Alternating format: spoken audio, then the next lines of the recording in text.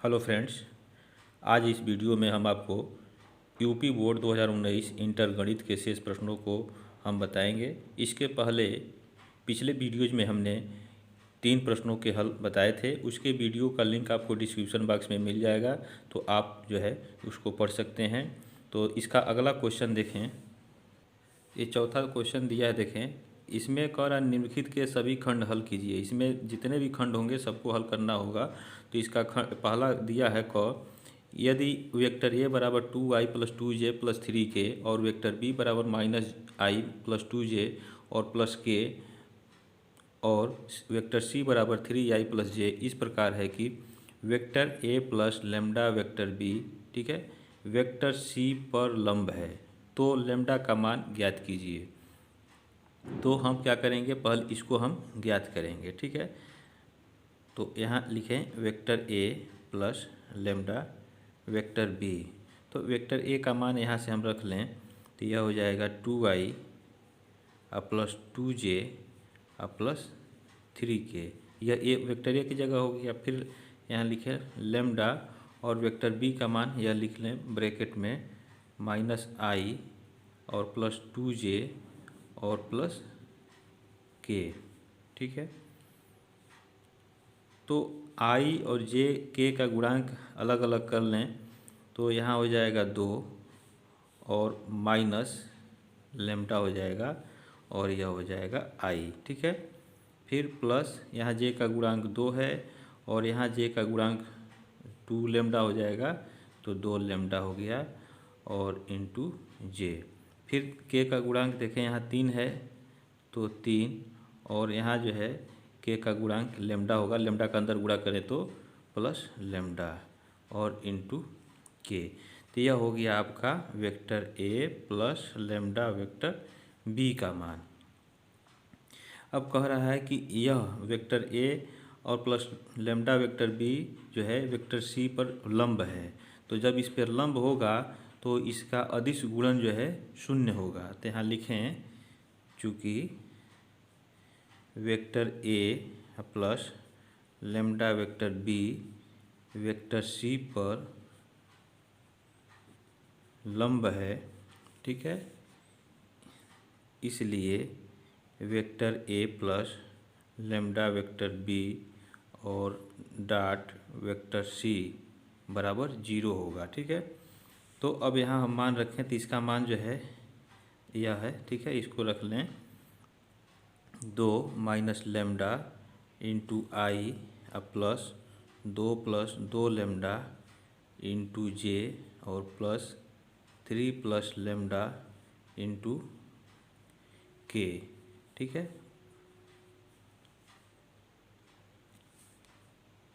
इसे बड़ा कोष्टक लगा लें और डॉट वेक्टर सी का मान हम रखें यहाँ, तो वेक्टर सी देखें यहाँ 3i प्लस जे है, तो यह हो जाएगा, इसको भी बड़े कोष्टक में लिख लें 3i प्लस जे बराबर 0। अब देखें i डॉट आई यह 1 होता है, तो यह हो जाएगा 2 माइनस लेमडा और इंटू 3, ठीक है। और जे का हो जाएगा, जे डॉट जे जो है 1 होता है, तो प्लस प्लस प्लस चिन्ह प्लस हो जाएगा, यह हो जाएगा 2 धन 2 लेमडा और इंटू 1, यहाँ 1 है, ठीक है, तो गुणे 1। अब देखें के का है नहीं, तो इसका मान जो है हम नहीं लिखेंगे, ये 0 हो जाएगा, तो बराबर यहाँ 0 हो गया।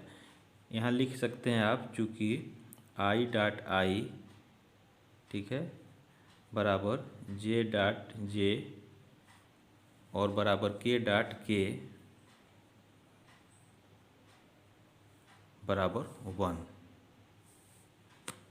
ठीक है। तो इसी फार्मूले का प्रयोग यहाँ किया गया है।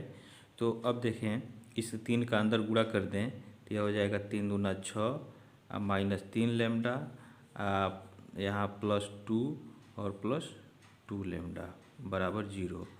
तो 6 2 8 हो जाएगा, ठीक है। और ऋण 3 लैम्डा धन 2 लैम्डा मिल करके ऋण लैम्डा हो जाएगा और बराबर 0 हो जाएगा, और इस तरह से लैम्डा का मान 8 हो जाएगा। ठीक है, तो यही पूछ रहा था, लैम्डा का मान पूछ रहा था। ठीक है, तो लैम्डा बराबर 8 हो गया, तो यह इसका हल हो गया। इसका नेक्स्ट क्वेश्चन देखें, दिया है कि sine X to the power cos X का एक्स के सापेक्ष अवकलन कीजिए। ठीक है, तो इसको हल करने से पहले इस वीडियो को आप लाइक कर लें और इसको अधिक से अधिक शेयर करें, और यदि आप इस चैनल पे पहली बार जुड़े हुए हों तो इस चैनल को आप सब्सक्राइब कर लें, बेल आइकन घंटी को प्रेस कर लें। तो देखें, इसको हम मान लेंगे y के बराबर। ठीक है, यहाँ लिखें, माना y बराबर sine X to the power cos X. ठीक है, तो जब पावर के रूप में रहता है, अवकलन रहे, तो उसको जो है हम दोनों तरफ लाग ले करके इसको हल करेंगे। ठीक है, तो यहाँ लिखें दोनों तरफ लाग लेने पर। ठीक है, तो इसका लाग होगा, लाग y हो जाएगा, और इसका जब लाग लेंगे तो यह पावर पहले आ जाएगा। ठीक है, और लाग साइन एक्स हो गया, तो एक फलन जो है कास एक्स हो जाएगा, दूसरा फलन जो है लाग साइन एक्स हो जाएगा। तो इसको पहला फलन मान लें और इसको दूसरा फलन मान लें। ठीक है, तो अब यहाँ लिखें एक्स के सापेक्ष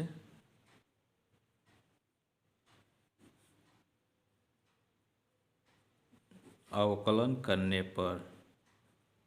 ठीक, तो लाग यक्स का होता है 1/x होता है, तो यक्स की जगह y है, तो इसका हो जाएगा 1/y। चूँकि हम जो है यक्स के सापेक्ष अवकलन कर रहे हैं, तो इसलिए y का अवकलन जो है यक्स के सापेक्ष dy/dx हो जाएगा।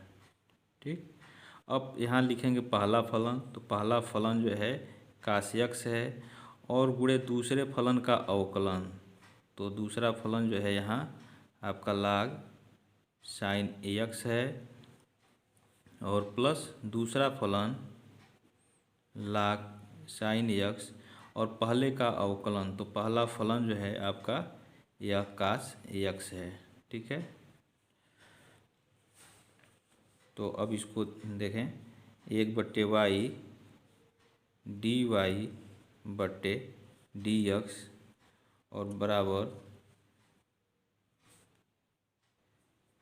यह हो जाएगा कास एक्स, और लाग साइन एक्स का अवकलन होता है 1/साइन एक्स हो जाएगा। ठीक है, तो गुणे 1/साइन एक्स, और यक्स की जगह साइन एक्स है, तो पुनः इसका अवकलन करके इसमें गुणा कर देंगे, तो साइन एक्स का होता है कास एक्स, तो इंटू यह हो जाएगा कास एक्स। ठीक है, और plus log sine X into cos X का अवकलन माइनस साइन एक्स होता है, तो यहाँ हो जाएगा माइनस साइन एक्स। अब देखें, यह हो जाएगा आपका कास एक्स बट्टे साइन एक्स, यह हो गया काट एक्स। ठीक है, और इंटू कास एक्स। ठीक है, और यह माइनस चिन्ह और प्लस गुणा होगा तो माइनस हो जाएगा। इस साइन एक्स को पहले लिख लें, तो sign X into log sine x हो गया। ठीक है, और इधर आपका हो गया 1/y dy/dx। अब हमें चाहिए केवल dy/dx चाहिए, तो यहाँ से लिख लें dy/dx, y से दोनों तरफ गुणा कर दें तो यह y कट जाएगा और यहाँ आ जाएगा y, और ब्रैकेट में हो जाएगा cot X into cos X minus sine X into log sine X. अब यहाँ से हम y का मान रख देंगे। ठीक है, यह y का जो मान हम माने हैं sine x power cos x, तो इसको हम यहाँ रख देंगे। ठीक है, तो यहाँ रखें sine X to the power cos X, और ब्रैकेट में हो जाएगा cot X into cos X minus sine X into log sine X, और इधर हो गया आपका dy बट्टे डी यक्स। तो यही जो है इसका हल होगा। इसका नेक्स्ट क्वेश्चन देखें। ग दिया है कि यदि किसी लीप वर्ष को यादृच्छिक चुन लिया जाए तो उस वर्ष में 53 रविवार होने की प्रायिकता ज्ञात कीजिए। ठीक है, यह बहुत ही इम्पॉर्टेंट क्वेश्चन है, यह लगभग हर साल पूछता है। तो इसको हम पढ़ा दिए हैं, इसके वीडियो का लिंक आपको डिस्क्रिप्शन बॉक्स में हम दे देंगे, तो वहाँ से आप इसको पढ़ सकते हैं। ठीक है, नेक्स्ट क्वेश्चन देखें। घ कह रहा है कि दर्शाइए कि बिंदु ए -2ij + 3j और +5k, और बी दिया है i + 2j + 3k, और सी दिया है 7i - k संरेख हैं। ठीक है, तो देखें इसका हल। यहाँ हम मान लेंगे, माना मूल बिंदु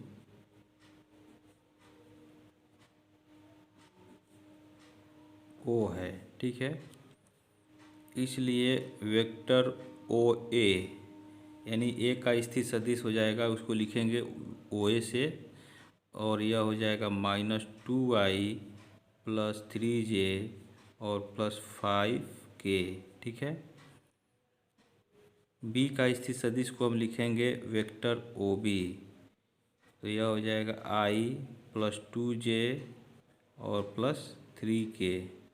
ठीक है, और तथा वेक्टर ओ सी यानी सी का स्थिर सदिश हो जाएगा यह 7i - k। ठीक है, तो अब संरेख के लिए अब क्या करेंगे, हम ए बी निकालेंगे, बी सी निकालेंगे और ए सी निकालेंगे। यदि वेक्टर ए बी और वेक्टर बी सी जो है का योगफल वेक्टर ए सी के मान के बराबर आ जाता है तो यह संरेख होगा। ठीक है, तो हम यहाँ निकालेंगे वेक्टर ए बी। तो वेक्टर ए बी बराबर होता क्या है, बी का स्थिर सदिश, तो बी का स्थिर सदिश वेक्टर ओ बी होगा, और ए के स्थिर सदिश को इसमें से हम घटा देंगे। ठीक है, तो अब यहाँ देखें, वेक्टर ओ बी यह है i + 2j और +3k, और ओ ए वेक्टर ओ ए आपका यह है, तो -2i और +3j और +5k, i + 2j + 3k, bracket को तोड़ देंगे तो +2i - 3j और -5k। इसको हम जोड़ लें तो देखें i धन 2i मिल के 3i हो गया, और यहाँ ऋण j हो जाएगा, और -5 में से 3 गया 2k। यह हो गया आपका वेक्टर ए बी। अब हम इसका माड निकाल लें, माड ऑफ वेक्टर ए बी, तो यह हो जाएगा √i का गुणांक का वर्ग धन j के गुणांक का वर्ग और धन k के गुणांक का वर्ग हम निकाल लेंगे। तो यह हो जाएगा √3 × 3 = 9 और इसका वर्ग 1 और 2 दूना 4, तो 9 × 1 = 10 और 4 यह हो गया 14। ठीक है, अब इसके बाद से हम निकालेंगे बी सी।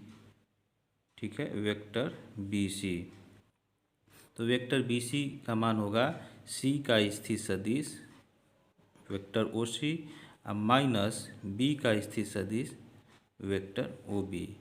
तो यहाँ ओ सी का मान हम रखें, देखें 7i - k, और यहाँ माइनस ओ बी का मान यहाँ से रख दें i + 2j + 3k, i + 2j और +3k।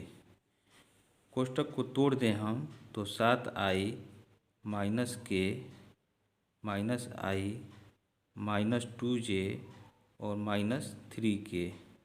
ठीक है, तो 7 में से 1 गया 6 हो जाएगा i, और j -2j और -3 1 4k। ठीक है, यह हो गया आपका वेक्टर बी सी। अब इसका हम माड निकाल लें तो माड ऑफ वेक्टर बी सी बराबर होता है यह अंडर रूट 6 का वर्ग अधन j के गुणांक का वर्ग अधन k का गुणांक का वर्ग हो जाएगा। ठीक है, तो यह हो जाएगा आपका 36 अधन 4 अधन 16, यह हो गया अंडर रूट में। ठीक है, तो यह हो जाएगा 36, 6 4 10, 6 16 और 3 1 4 1 5, यह हो गया करली में 56। ठीक है, तो इसको हम लिख सकते हैं क्या, इसको हम लिख सकते हैं करली में 14 गुणे 4। ठीक है, तो 4 का वर्गमूल जो है 2 हो जाएगा और यह हो जाएगा करली में 14 मॉड ऑफ वेक्टर BC का मान। अब इसके बाद से हम AC निकाल लें, वेक्टर AC। तो वेक्टर AC होगा OC यानी C का स्थिर सदिश माइनस A का स्थिर सदिश घटा देंगे, तो OC का मान यहाँ रखें। OC जो है देखें 7i माइनस के 7i माइनस के माइनस OA वेक्टर OA, तो minus 2i plus 3j plus 5k, यहाँ लिख लें माइनस 2i। ठीक है, और प्लस 3j और प्लस 5k।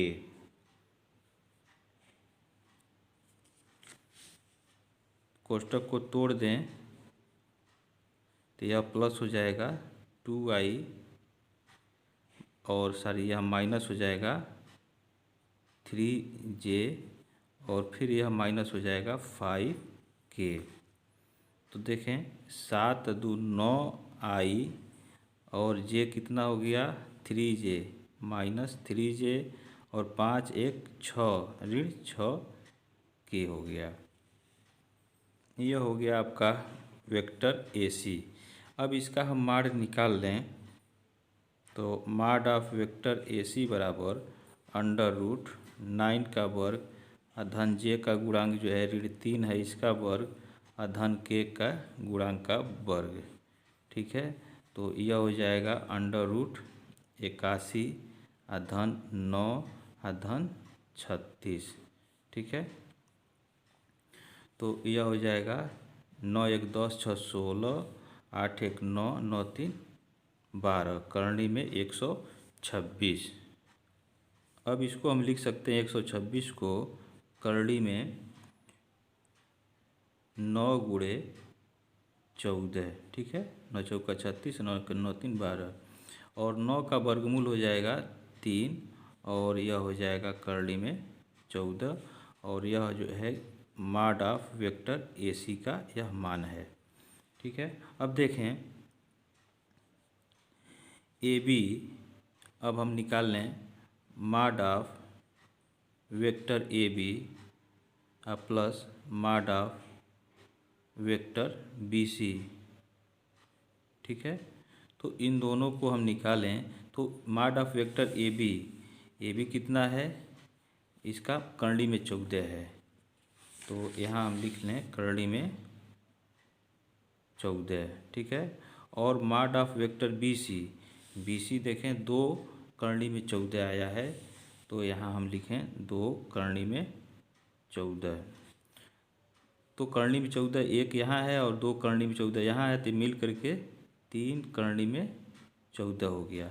अब 3 करणी में 14 देखें यह मॉड ऑफ वेक्टर AC के बराबर है, यह हो गया मॉड ऑफ वेक्टर AC के बराबर। ठीक है, और इधर क्या है, इधर है आपका मॉड ऑफ वेक्टर AB और plus mod of vector BC और इसका योगफल जो है मॉड ऑफ वेक्टर AC के बराबर है। तो इसलिए बिंदु A B एवं C संरेख हैं। ठीक है, यह इसका हल हो गया। अब इस पेपर के शेष प्रश्नों का हल हम आपको अगले वीडियो में बताएंगे। आपको कोई समस्या हो तो कमेंट बॉक्स में आप कमेंट करें। तब तक के लिए आप इस चैनल पे बने रहें। जय हिंद।